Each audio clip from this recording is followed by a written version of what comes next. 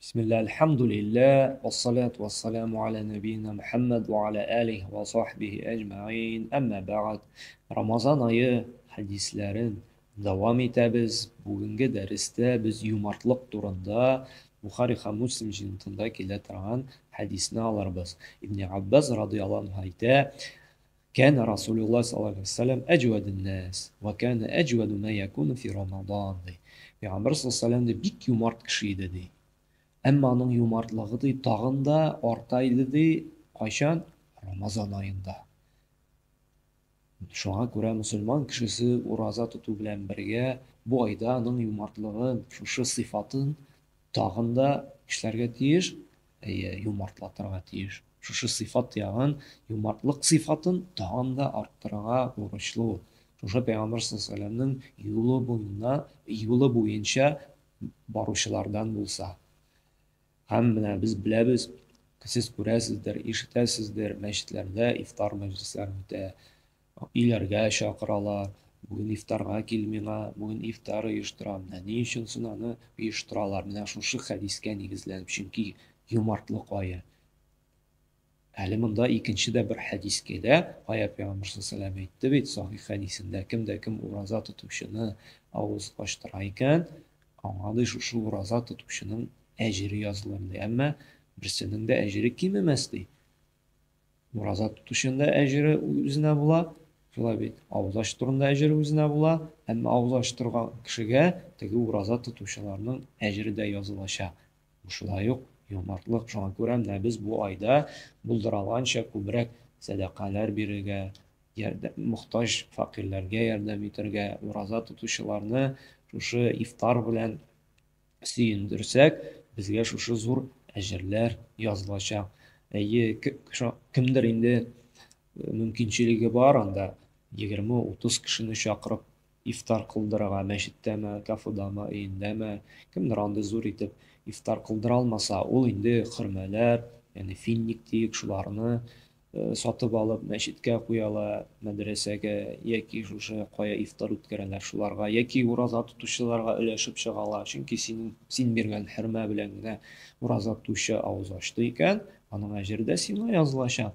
Әгәр дә хөрмә шушы финник алырга акчаң юк икән, син әлхәмдүлилләh чишмәгә барып, бутылкаларга, төрле канистрларга су тутырып кайтып, шушы мәчетләргә, шушы ифтарлар кая үтә, шунда куеп чыгаласың, сиңа шулай ук шушы әҗергә лаек буласың.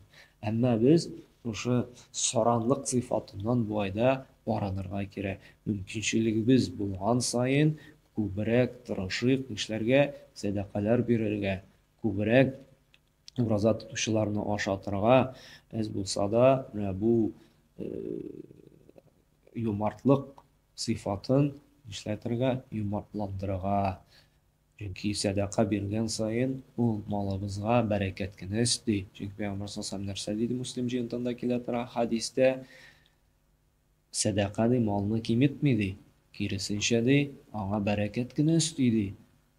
Чөнки фәрештәләр дә дуа кылып тора, кем үзендә булган малы белән бүлешә. Нәрсә диде Пәйгамбер саллаллаһу алейһи ва сәлләм? Һәр көнне иртә белән 2 фәрештә төшә ди. Һәм алар ди 2 төрле кешегә дуа кыла ди. Ничек итеп?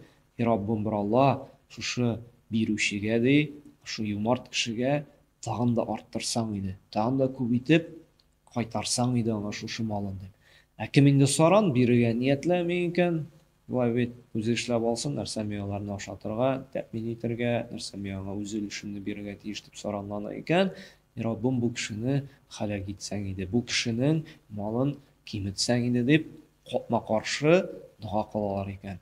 Һәм шуңа күрә менә бу без уйлыйбыз, садака биреп, берәр мохтаҗга, берәр факирга, берәр инвалидка, берәр ятимгә, берәр тол хатынга ярдәм итеп уйлыйбыз, аңа ярдәм итәбез. Әйе, әзме күпме аңа ярдәм итәбез. Әмма асылында караса, садака бирүдән biz үзебез бирүче икеләтә эшләтә файда алабыз. Беренчедән Аллаһ Тәгалә зур әҗерләр яза юмарт кешегә. Инналлаһ юхиббул мухсинин. Аллаһ Тәгалә ихсан кылучыларны, изгелек кылучыларны ярата. Шунда Аллаһ Тәгалә бу кешегә әҗерләрне күп итеп бирә, юмарт кешегә, изгелек кылучыларга. Икенчедән, безнең булган малыбызга бәрәкәт төшә. Ягъни шушы булган малыбыз әз генә калса да ул бәрәкәтле була. Ул төрле чыгымнар килеп чыкмаячак. Аллаһ Тәгалә безне штрафлардан да, машина ватылудан да, төрле авырулардан да саклаячак. Даруга да, запчастька да акча китмәячәк. Шуңа күрә бу әз генә акчада безнең калачак. Шуның белән без әҗер дә алабыз. Малыбызга бәрәкәт тә өстибез. Һәм инде шушы күп итеп юмарт булу баюга да бер сәбәп була. Чөнки менә хәзер бит инде модны яшьләр телендә яки бизнес-коучерлар, тренинглар, китаплар, как добиться успеха, как стать богатым, шулай бит инде. Менә анда да шушы бай миллионерлар әйтәләр, нәрсә ди? Үзегез юмарт булмыйча, кеше сезгә юмарт булмаячак. Үзегез бирмичә, сезгә бирмәячәкләр. Кирем булмаячак дип, хәтта аны алар да аңлый. Ягъни Аллаһ Тәгаләнең ул законы. Аллаһ кемнәр белән юмарт? Кешеләр белән юмарт булган кешегә Аллаһ та юмарт була. Шуңа күрә менә бу Рамазан аенда шушы сыйфатыбызны без нишләтик? Тагын да арттырыйк. Тагын да тырышып юмарт булырга. Рамазан айы юмартлык айы. Үземне дә, сезне дә шушы хәдис белән дәлилләнеп, юмарт булырга чакырам. Субханакалла бихамдик ва ашһаду ан ла илаха илля анта ва астагфирука ва атубу илейк.